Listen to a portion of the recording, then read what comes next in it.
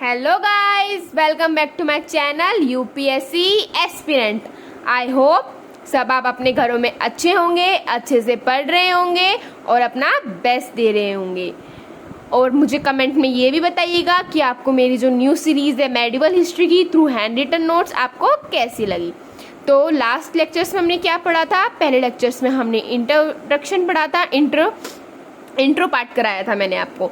उसी लेक्चर में मैंने फिर आपको किसके बारे में बताया था? पल्लवास के बारे में। जो लेक्चर 2 था वो हमारा चालुक्यास के बारे में था। जो लेक्चर 3 था, मतलब कि जो हमने कल पढ़ा था, वो राष्ट्रकूटास के बारे में था। और आज हम पढ़ेंगे पालास के बारे में। पालास कौन थे, ये डायनेसिटी कैसे आई और ये कितने सेंचुरी तक थी, इसके अंदर लैंग्वेजेस कौन कौन सी थी और भी जो डेवलपमेंट हुए थे वो। पर आज हम 2 टॉपिक्स कवर करेंगे अपने, पालास एंड गुर्जर प्रतिहारास। ये 2 टॉपिक हमें अच्छे से आज कवर करने हैं। सो गाइस, पेन पेपर उठा लीजिए और मेरे साथ नोट्स बनाइए, ये आपके लिए बहुत ही बेनिफिशियल होंगे। तो आइए अब हम स्टार्ट करते हैं हमारा आज का टॉपिक पालास। देखिए, पालास, पहले हमें इसका मीनिंग ही समझना है। ये इसका नाम पालास क्यों पड़ा? पालास का जो मीनिंग होता है ना, पालास मीन्स प्रोटेक्टर। इसका मतलब क्या होता है? जो हमें प्रोटेक्ट कर सके, है ना, हमारी रक्षा कर सके उस। तो इसलिए इस डेंसिटी का नाम क्या पड़ा था? Palas. Base was present day Bihar and Bengal. जो प्रेजेंट डे जो इसका बेस है वो कहाँ पे है? बिहार एंड बंगाल के अंदर। और देखिए, बिफोर पालास, पालास से पहले ना देयर वर गोर्स थे जो कि रूल कर रहे थे। बट कुछ एनार्की हो गई रीजन के अंदर, है ना, तो उसकी वजह से जो स्टेट के हेड थे और जो नोबल्स थे उन्होंने गोपाला से पूछा। और गोपाला से उन्होंने क्या पूछा? टू बिकम द किंग, कि आप किंग बनेंगे? और गोपाला ने हाँ बोल दिया। तो फिर क्या हुआ? In this way Palas dynasty केम। इस तरह से पालास जो डायनेसिटी थी वो आई, ठीक है। और जो गोपाला था वो पहले क्या था? मतलब जब उन्होंने राजा बनने के लिए पूछा, उससे पहले गोपाला कौन थे, क्या थे? वो थे मिलिट्री चीफ। क्या थे? मिलिट्री चीफ थे। Gopala was the military chief before का रेफरेंस है इधर, मतलब कि जब उन्होंने राजा बनने से पूछा था उससे पहले क्या थे वो, ठीक है। Gopala was the founder of पाला डायनेस्टी। ये तो ऑब्वियसली बात है, जब गोपाला आया तभी तो ये डायनेस्टी आई, तो उसके फाउंडर भी कौन होंगे? गोपाला होंगे। Pallavas were last to follow Buddhism. Pallavas कौन थे? बुद्धिज्म को फॉलो करने वाले जो थे लास्ट में थे, मतलब लास्ट। इसके बाद बुद्धिज्म फॉलो नहीं किया, फिर वो बाद में आएगा। ये लास्ट थे, है ना। After that Buddhism will vanish from India, ठीक है। इसके बाद से इंडिया से बुद्धिज्म वैनिश ही हो गया। वैनिश मतलब खत्म ही हो गया। आई होप आपको ये जो इतना पार्ट है समझ में आया होगा। पाला कौन थे? प्रोटेक्टर थे, है ना, मतलब इनका मीन क्या था? प्रोटेक्टर, है ना। और प्रेजेंट डे बिहार और बंगाल में है। और ये कैसे आए? गोपाला पहले क्या थे? इस डायनेस्टी का फाउंडर कौन था? आई होप इतना पार्ट आपको ये सब क्लियर हो गया होगा। चलिए आगे देखते हैं। आगे देखिए, Palas were the last to give patronage to Buddhism. अब इस क्वेश्चन को हमें डिफाइन करना है कि हम कैसे करेंगे। देखिए, पहला पॉइंट ये आएगा, Gopala constructed Kadantapuri monastery in Bihar. Bihar के अंदर उन्होंने एक मोनेस्ट्री बनाई थी। किसके लिए? बुद्धिज्म के लिए ही बनाई थी। उसके बाद क्या हुआ था? धर्मपाला कंस्ट्रक्टेड, धर्मपाला एक रूलर थे, उन्होंने क्या कंस्ट्रक्ट करवाया था? देवंतापुरी मोनेस्ट्री। उन्होंने देवंतापुरी मोनेस्ट्री करवाई थी। और रिवाइव कौन सी यूनिवर्सिटी करी थी? नालंदा को। कौन सी यूनिवर्सिटी रिवाइव करी थी? नालंदा को। और इसमें क्या था? He kept 200 villages to collect revenue and he use its in Nalanda University. उसने उसके अंदर 200 विलेज को रखा था ताकि वो क्या कर सके? रिवेन्यू कलेक्ट कर सके। क्या कर सके? रिवेन्यू कलेक्ट कर सके। और उसको कहाँ पे यूज किया जाए? नालंदा यूनिवर्सिटी में। किस लिए? For free of cost education, free of cost education देने के लिए। देन धर्मपाला ने और क्या किया था? धर्मपाला फाउंडेड विक्रमशिला यूनिवर्सिटी इन भगलपुर डिस्ट्रिक्ट बिहार। धर्मपाला ने एक और नई डिस्ट्रिक्ट बोल रही हूँ, एक और यूनिवर्सिटी को फाउंड किया था। उसका क्या नाम था? विक्रमशिला यूनिवर्सिटी। विक्रमशिला यूनिवर्सिटी। और वो कहाँ पे थी? भगलपुर डिस्ट्रिक्ट। और ये कहाँ पे है? बिहार में। और उन्होंने एक और चीज फाउंड करी थी, क्या थी? He founded Somapuri monastery present day in Bangladesh. और उन्होंने कौन सी मोनेस्ट्री फाउंड करी थी?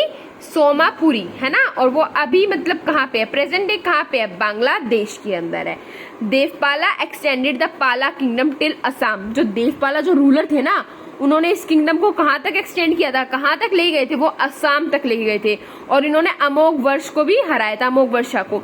ये अमोघ वर्षा रूलर के बारे में मैंने आपको बताया था, आप मुझे नीचे कमेंट में बताना कि ये कौन सी डायनेस्टी से बिलोंग करते थे।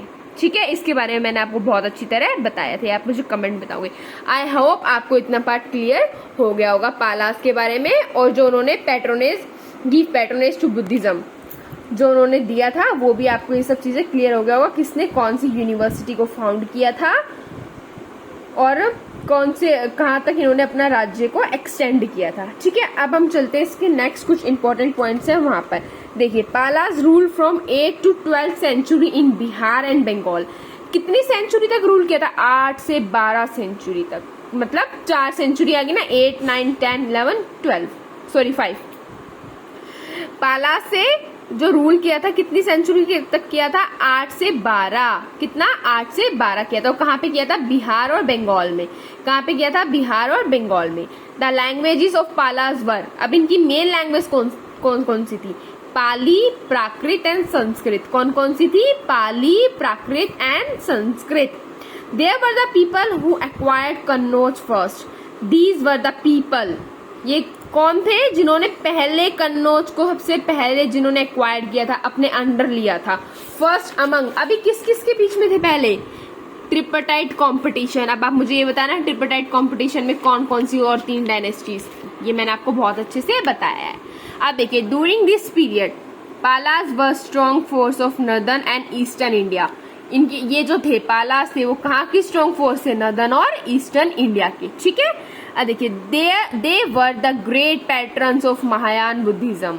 ये किसको फॉलो करते थे? महायान बुद्धिज्म। जो बुद्धिज्म में एक सेक्ट है महायान और हिनायान।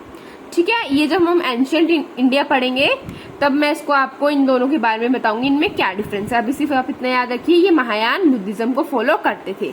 दे बिल्ड मैनी स्तूपास, इन्होंने स्तूपास बनाए, chaityas and viharas and various monasteries. देखो, मोनेस्ट्रीज के बारे में तो मैंने आपको बता दिया, इन्होंने कौन सी मोनेस्ट्रीज बनाई थी। स्तूपास भी बनाए थे, है ना, बुद्धिज्म, क्योंकि बुद्धिज्म को फॉलो करते थे इसलिए इन्होंने स्तूपास बनवाए थे, और चैत्यास भी बनवाए थे, और विहारास। अब देखिए, इसमें डिफरेंस आ सकता है। विहारास क्या होते हैं? Place where monks live. Viharas वो जगह है जहाँ पे बुद्धिज्म के जितने भी मॉन्क्स हैं, जैसे अपने में हम टेम्पल्स बनवाते हैं और उसके अंदर कौन रहता है? प्रीस्ट, यानी कि पंडित रहते हैं। तो ऐसे इनके जो विहारास होते हैं ना, उनके अंदर रहते हैं इनके मॉन्क्स। और चैत्यास क्या होते हैं? जहाँ पे मॉन्क्स पूजा करते हैं, वर्शिप करते हैं अपने भगवान की।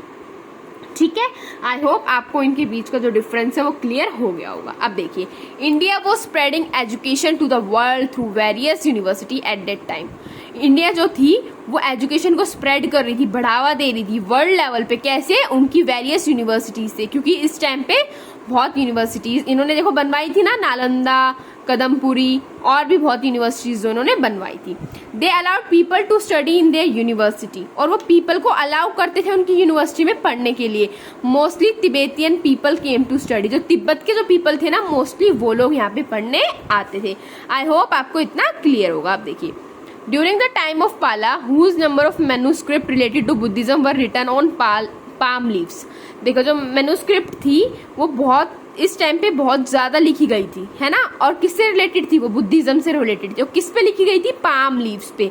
पहले बुक्स और नोटबुक्स तो होती नहीं थी जो हम उस पे लिख देंगे, तो पहले के टाइम में लोग किस पे लिखते थे? पत्तों पे लिख देते थे, पाम लीव्स पे लिखते थे। ठीक है, Palas also extended the patronage to Shaivism and Vaishnavism. ये बुद्धिज्म को तो फॉलो करते ही थे और साथ साथ ही किसको भी धीरे धीरे एक्सटेंड करने लगे? शैविज्म और वैष्णविज्म को भी एक्सटेंड करने लगे। अब देखिए, large grants are given to Brahmins. जितने भी ग्रांट्स थे वो किसको दिए जाते थे? ब्राह्मण्स को दिए जाते थे, विदाउट एनी टैक्सेस, है ना। ग्रांट्स मतलब जो भी आप गिफ्ट्स देते हो, है ना, दान करते हो, जितना भी दान धर्म का काम होता था वो किसको देते थे? ब्राह्मण्स को देते थे। There was huge property in Bengal as well as there was huge trade with South East Asia. Property सबसे ज्यादा कहाँ पे थी? बंगाल में, क्योंकि बिहार और बंगाल में राज करते थे, है ना। इनका राज्य कहाँ का था? बिहार और बंगाल में था।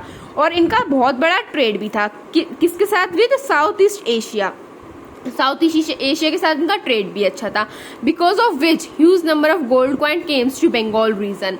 और इसकी वजह से ही बंगाल रीजन में इतने सारे गोल्ड कॉइन्स आते थे, क्योंकि वहीं से सारा ट्रेड होता था।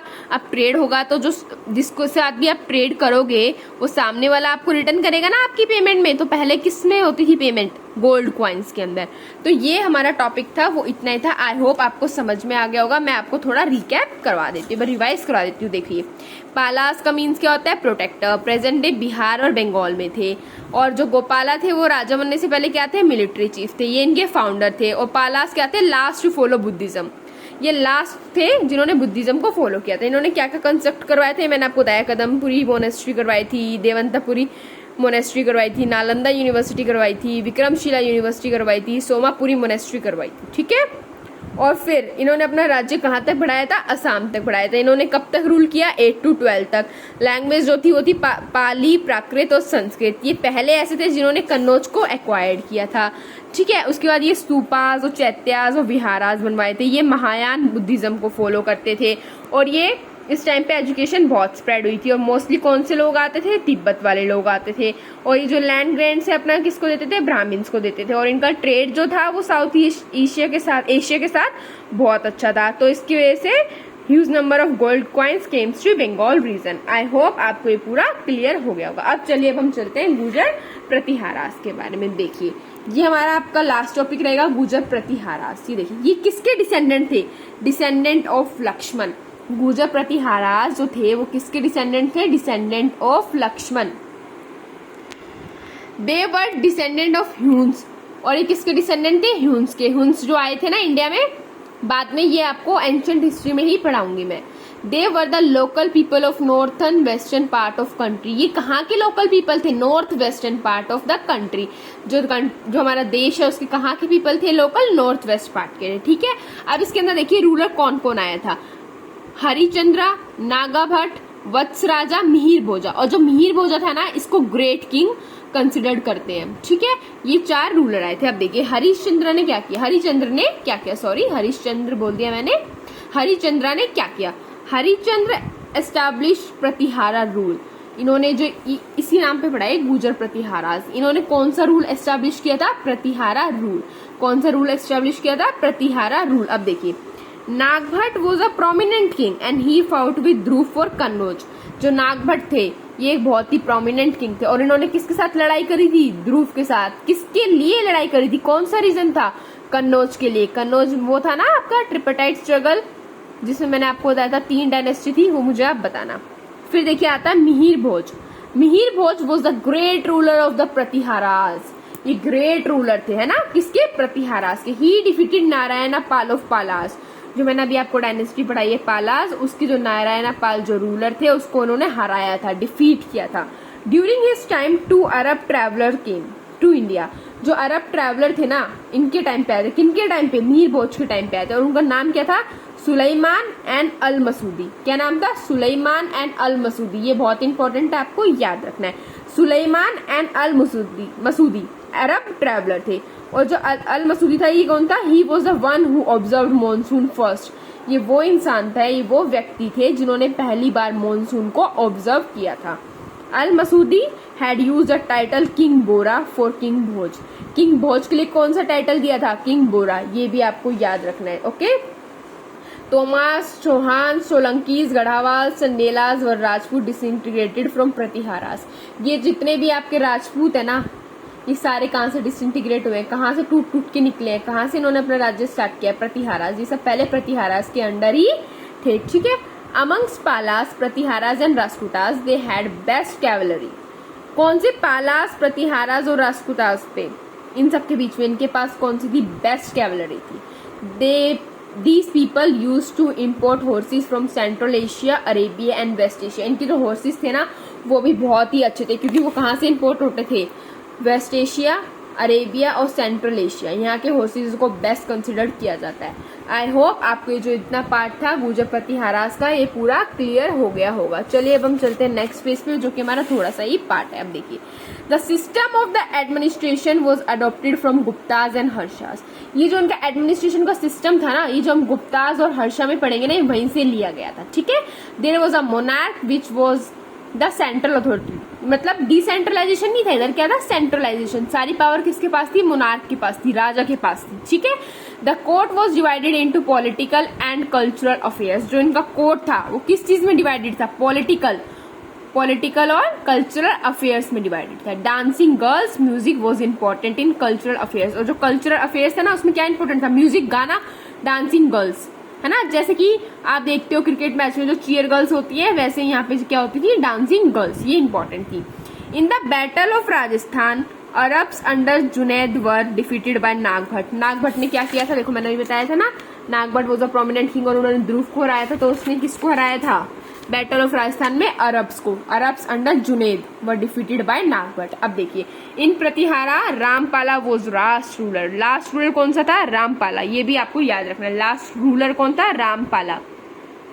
बटेश्वर टेम्पल जो मोनेरा में है, और महावीरा जैन टेम्पल जो कि ओशियन में है, वो किसने बनवाया था, वत्स राजा। वत्स राजा पढ़ा था ना हमने, इसमें ही रूलर है, देखिए वत्स राजा, ये हमने पढ़ा था, और इसने ये जो 2 टेम्पल है वो बनवाए थे। आई होप आपको ये अच्छी तरह समझ आ गया होगा, अच्छी तरह क्लियर होगा। और जो कल हम पढ़ेंगे वो पढ़ेंगे हम इंपीरियल चोलास के बारे में। किसके बारे में पढ़ेंगे, इंपीरियल चोलास के बारे में। देखिए, वत्स राजा ने टेम्पल कंस्ट्रक्ट करवाया था, रामपाला लास्ट रूलर था, नागभट्ट ने अरब्स को हराया था, ठीक है। और कल्चरल और पॉलिटिकल अफेयर्स में इनका कोर्ट डिवाइडेड था, जहाँ पे डांसिंग गर्ल और म्यूजिक जो थे वो बहुत इंपॉर्टेंट थे। और जो इनका एडमिनिस्ट्रेशन है वो कहाँ से अडोप्टेड था, गुप्ताज और हर्षा के पीरियड के टाइम से अडोप्टेड था, ठीक है। और इनके टाइम में 2 ट्रैवलर आए थे, कौन से, अरब traveller Suleman and Al Masoodi, और जिसने इनको टाइटल दिया था किंग बोरा का। और इनके पास बेस्ट कैवलरी थी, हॉर्सेस भी अच्छे थे, क्योंकि वो कहाँ से इंपोर्ट किए गए थे, सेंट्रल एशिया से, अरेबिया से एंड वेस्ट एशिया से। आई होप आपको ये गुजर प्रतिहाराज और पालास के बारे में जितनी भी चीज़ें मैंने बताई सारी एकदम क्लियर होगी होंगी। तो गाइज ये थी आज की वीडियो, आज का लेक्चर हम यहीं पे एंड करते हैं, और कल हम पढ़ेंगे इंपीरियल चोलास के बारे में। आज का वीडियो यहीं तक था, so thank you very much. I hope आपको ये वीडियो पसंद आया होगा, और अगर अच्छा लगा है तो लाइक और कमेंट जरूर कर देना, और चैनल को सब्सक्राइब कर देना, ताकि जो भी मैं वीडियोस अपलोड करूं आपके पास उसकी नोटिफिकेशंस आ जाए। Thank you guys, bye bye, have a nice day, take care.